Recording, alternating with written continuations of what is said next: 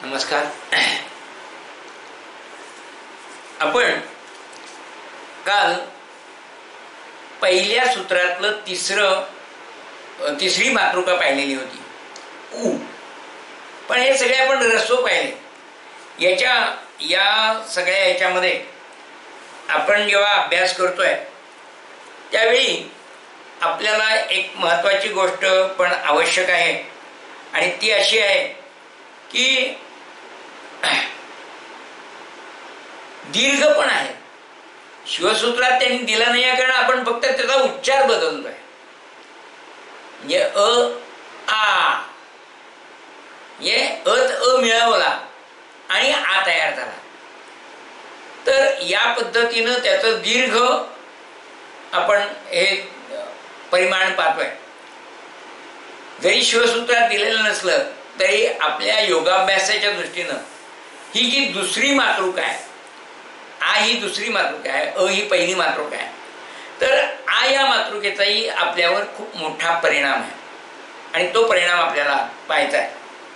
आ हा वर्ण विशुद्ध चक्राच्या दुसऱ्या पाकळीमध्ये आहे, ज्या दुसऱ्या पाकळीला प्रभावित करतो.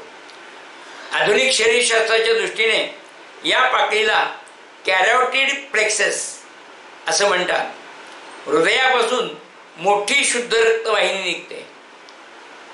ती पुढे कमानीसारखी होते व नंतर खाली वळून छाती पोटाकडे जाते. या कमानीसारख्या भागास आर्च ऑफ द एओर्टा असं म्हटलेलं आहे. यापासून मानेच्या दोन्ही बाजूला, म्हणजे आर्च ऑफ द एओर्टा याच्यापासून मानेच्या दोन्ही बाजूला एक एक मोठी शुद्ध रक्तवाहिनी गेलेली आहे. त्याला रोहिण्या असं म्हणतात. त्यांना कॅरोटिड आर्टरीज असं म्हटलं जातं. पुढे त्यांचे दोन दोन भाग होतात. एक मेंदूकडे जातो आणि एक कवटीच्या भोकातून आत जातो. जे आतून जातो त्याला इंटरनल कॅरोटिड, आणि दुसरी बाहेरून जाते तिला एक्सटर्नल कॅरोटिड असं म्हणतात. आ वर्णाचे दल अंतर म्हणजे इंटरनल कॅरोटिडच्या बाहेरच्या बाजूला, इंटरनल कॅरोटिडच्या लागून, म्हणजे ती जी रक्तवाहिनी आहे, ती जी रोहिणी आहे, तिला लागून बाहेरच्या बाजूला ही पाकळी आहे. या पाकळीतून डोळे, नाक, जिव्हा या अवयवांकडं व इंटरनल कॅरिटोड या रोहिणीकडं ज्ञानतंतू गेलेले आहेत. मेंदूच्या आवरणाकडे येथून ज्ञानतंतू गेलेले आहेत. डोळे, नाक, जीभ व मेंदूवर या पाकळीचा प्रभाव पडतो. या मातृकेच्या साधनेने सहजीवनाला सहाय्य होते, सामाजिक जीवन समृद्ध होते, डोळ्याचे आरोग्य सुधारते, डोळ्याचे तेज वाढते, त्याचप्रमाणे गंध जाणण्याची क्षमता वाढते, चव जाणण्याची क्षमता वाढते.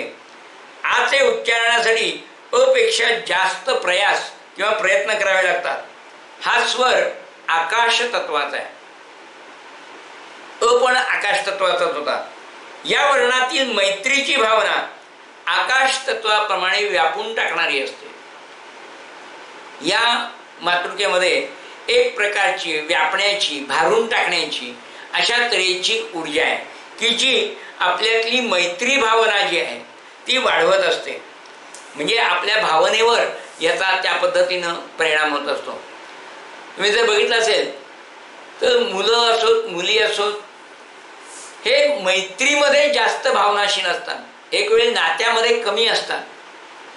म्हणजे वडिलांशी दुरावा जास्त असू शकतो, परंतु मित्र किंवा मैत्रिणीकडं त्यांचं जे काही आकर्षण असतं हे जास्त प्रमाणात असतं. आणि हे जे आकर्षण आहे हे या आच्यामुळं आलेलं आकर्षण आहे.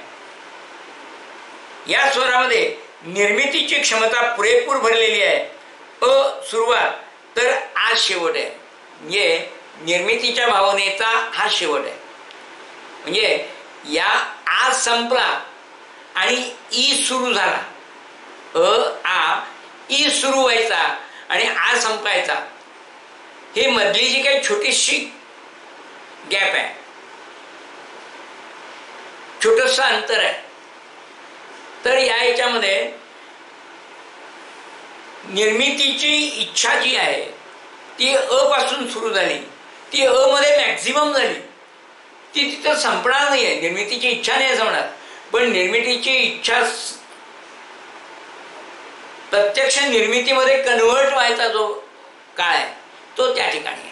प्रत्यक्ष बदल घडण्याची क्रिया ही जी आहे त्या ठिकाणी आजपर्यंत ती फक्त इच्छाच आहे. आणि ई मध्ये जेव्हा त्याचा प्रवेश होईल स्वराचा, तेव्हा त्याच्यातून प्रत्यक्ष निर्मितीची प्रक्रिया सुरू होईल. या ठिकाणी फक्त बीज स्वरूपामध्ये निर्मितीची इच्छा आहे आणि ती अत्यंत तीव्र अशी आ मध्ये आहे आणि बीज स्वरूपामध्ये ही अ मध्ये आहे.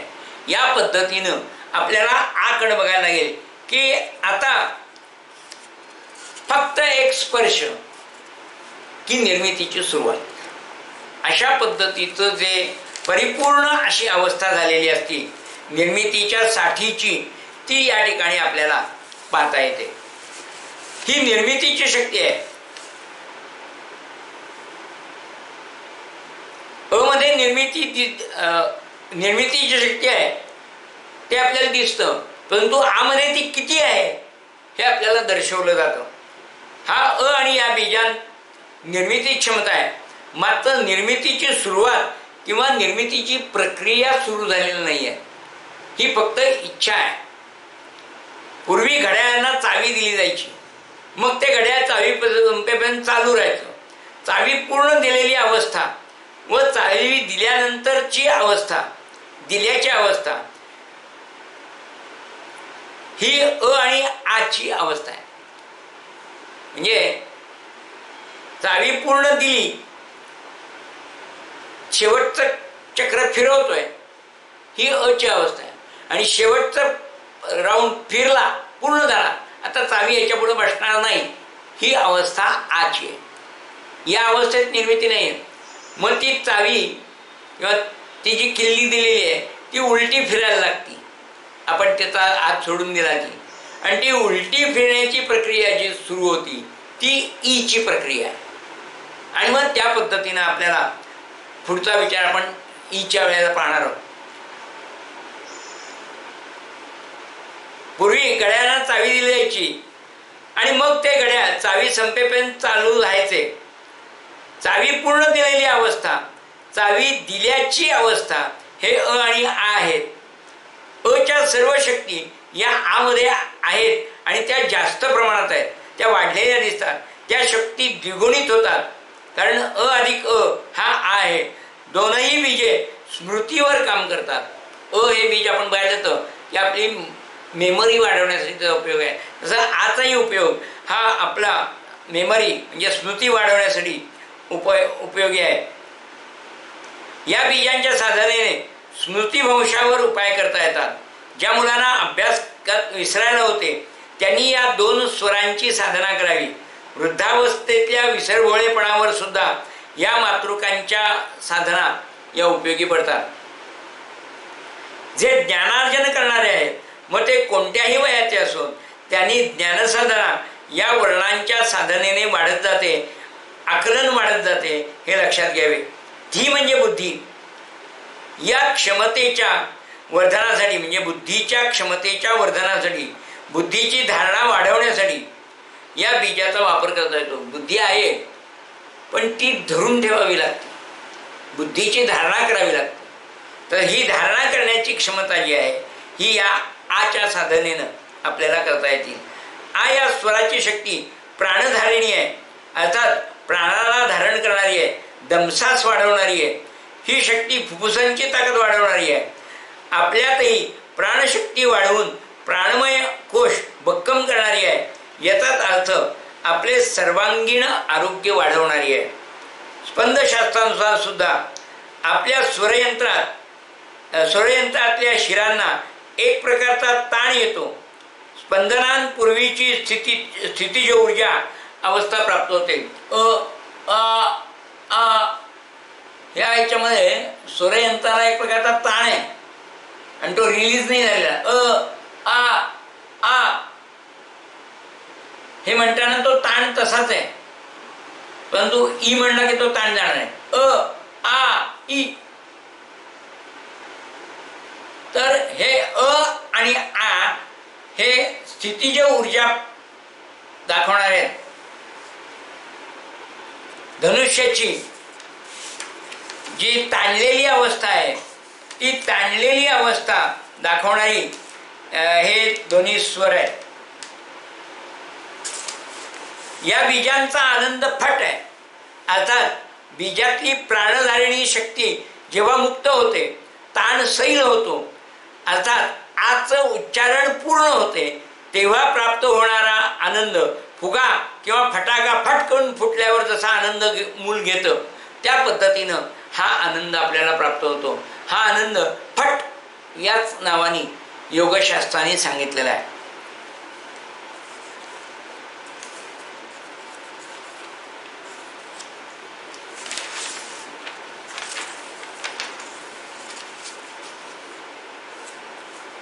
या वर्णाचा वायू उदान वायू आहे. आपण उदान वायूविषयी अच्या वेळी पाहिलेलं होतं. बल देणारा, स्मृती देणारा अशा तऱ्हेचा हा वर्ण आहे. या वर्णाची वाचा मध्यम आहे. या वर्णाची शक्ती प्राणधारिणी आहे.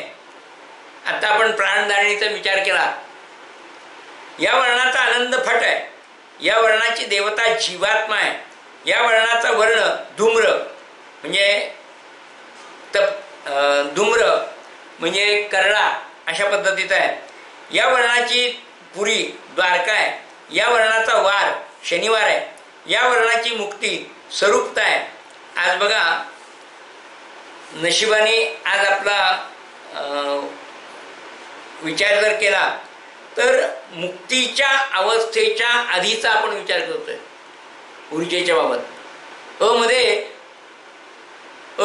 आणि आजची ऊर्जा जेव्हा रिलीज होणार आहे तेव्हा आपल्याला त्या ताणातून मुक्ती मिळणार आहे. वर्णाची मात्रा म आहे. वर्णाचा देह कारण आहे. वर्णाची अवस्था सुषुप्ती आहे. वर्णाचा अभिमान प्राज्ञ आहे. आता प्राज्ञ अभिमानाविषयी एक गोष्ट लक्षात घ्या. प्रज्ञा म्हणजे इंटेलिजन्स, आणि ज्याला आपल्या इंटेलिजन्सचा गर्व आहे, अभिमान आहे, अशी व्यक्ती. प्राज्ञ जे आहे, अभिमान प्राज्ञ आहे म्हणजे काय तर आपल्या बुद्धिमत्तेचा अभिमान आहे. आपण बघितलेलं आहे या दोन्ही वर्णांच्या ह्याच्यामध्ये की बुद्धी वाढवणारे आहेत, स्मृती वाढवणारे आहेत, आपल्यातल्या मुळातल्या क्षमतांना ताकद देणारे आहेत. त्यामुळं त्या ठिकाणचा जो गर्व आहे तो आपल्याकडं एकदम चांगला इंटेलिजन्स आहे अशा पद्धतीचा जो गर्व असतो, आपल्या हुशारीचा जो गर्व असतो तो या ठिकाणी आहे. याचा भोग आनंद आहे. याचा गुण मूर्तिमंततम आहे. आता बघा हुशारीचा आनंद ज्यांच्याकडे आहे,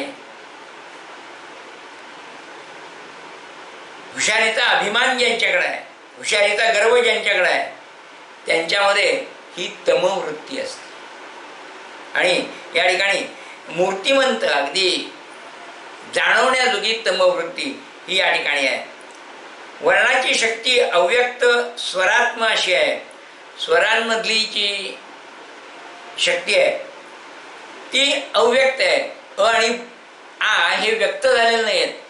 ही पोटेन्शियल एनर्जी आहे, ही गतिज ऊर्जा नाही आहे. या वर्णाचे तत्व तेज आहे. या वर्णाचा वेद सामवेद आहे. या वर्णाचा अग्नी दक्षिणाग्नी आहे. या वर्णाचा ऋषी अग्नी आहे. या वर्णाची अष्टांगे कला आहेत.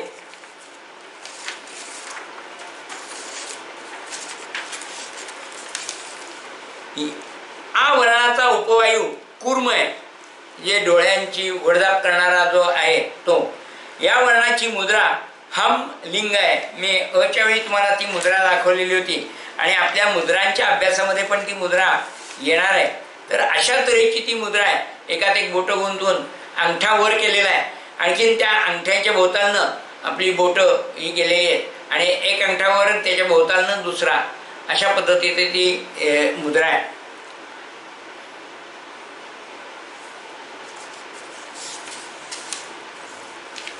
या ठिकाणी एक गोष्ट आपण लक्षात घेणं आवश्यक आहे, ती म्हणजे प्रत्येक वर्ण हा स्वतःचं एक वैशिष्ट्य घेऊन येत असतो. आता आपण स्वर बघतोय, स्वर हे एकटे, संयुक्त स्वर जरी असला तरी तो एकटा आहे. म्हणजे आमध्ये दोनदा आहे, परंतु तो एकटाच आहे. परंतु जेव्हा आपण व्यंजनांचा विचार करतो तेव्हा व्यंजन ही अर्धी असतात आणि त्यात स्वर मिसळल्यावर ते पूर्ण होतं. मग कुठला स्वर मिसळू त्याप्रमाणे त्याची पूर्णता येत असते. परंतु या ठिकाणी हे सगळे एकांडे शिलेदार आहेत. जरी त्यांच्याकडे ती ताकद दोघांची मिळून येत असली, म्हणजे आता पहिले जे आपण बघितले ई आणि उ, हे एकांडे शिलेदार आहेत, पूर्णच एकांडे आहेत. परंतु आ, दीर्घ ई आणि दीर्घ उ हे संयुक्त स्वर जरी असले, म्हणजे त्याच्यात आपण अधिक ई केला की ई तयार होतोय, या पद्धतीनं जरी ते घडत असलं तरी तो संयुक्त जरी झाला तरी तो एकच स्वर आहे, एकांड आहे. आणि त्यामुळं या सगळ्यांची स्वतंत्र अशा तऱ्हेची अभिव्यक्ती आहे. हे प्रत्येक जो स्वर आहे तो स्वतःच्या एका वेगळ्या अभिव्यक्तीनं व्यक्त होत असतो. त्यामुळं या स्वरांची साधना ही संगीतामध्ये किंवा योगशास्त्रामध्ये ही खूप महत्त्वाची आहे. कारण तिथं दुसऱ्याच्या बरोबर जाऊन काही करण्याचा विषय नाही आहे. स्वतःच्या हिमतीवर जे काही करायचं आहे ते त्या ठिकाणी करायचं आहे. म्हणजे या स्वरांचा विचार जर आपण करतोय तर या स्वरांच्या ह्याच्यामध्ये ही गोष्ट निश्चित लक्षात पाहिजे की स्वर हे एक एकटे काम करणारे. संयुक्त स्वर जरी झाला तरी तो संयुक्त स्वर सुद्धा त्या पद्धतीनं एकटाच काम करत असतो. त्याला इतरांची आवश्यकता पडत नाही. परंतु व्यंजनांच्या बाबतीत मात्र असं आहे की व्यंजनाला स्वर घेतल्याशिवाय काम करता येत नाही. तोपर्यंत त्यांची जी ऊर्जा आहे ती त्यांना वापरता येत नाही. हा दोघांमधला व्यंजन आणि स्वर याच्यामध्ये असणारा हा एक वेगळा विषय आहे. या ठिकाणी स्वर जे आहेत या स्वरांना जरी ते विशुद्ध चक्रात असले तरी सुद्धा त्यांना जो काही बल मिळतं ते स्वाधिष्ठान चक्राकडून बल मिळत असतो. आणि त्या बलाचा वापर किंवा स्फोट हा विशुद्ध चक्रामध्ये होत असतो. तर हा जो अंतरप्रवास आहे स्वाधिष्ठान ते विशुद्ध, हा ऊर्ध्वगामी असणारा म्हणजे आपल्याला उन्नत करणारा अशा तऱ्हेचा हा प्रवास आहे. त्यामुळं या षोडश मातृका ज्या आहेत या मातृकांची साधना ही आपल्याला उत्कर्षाप्रत नेणारी अशा पद्धतीची साधना असते. आज एवढं बोलून मी या ठिकाणी थांबतो. धन्यवाद. उद्या भेटू.